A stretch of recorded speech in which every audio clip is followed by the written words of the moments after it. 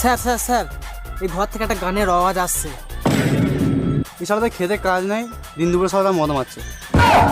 Sir চলুন ধরি গাই। আরে না না, ওইসব কাজ তো পুলিশের, আমরা তো সাইডি।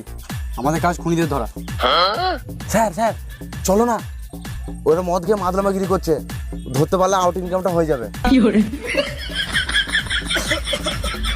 স্যার একটা কাশির আওয়াজ আসছে না? একটু রোগা পাতাও ছিল, একটু ঘন ঘন কাশি হতো। শোনো দয়া অভিজিৎ, হ্যাঁ স্যার। আমার মনে হচ্ছে কিছু একটা গল্প আছে, এদিকে এসো।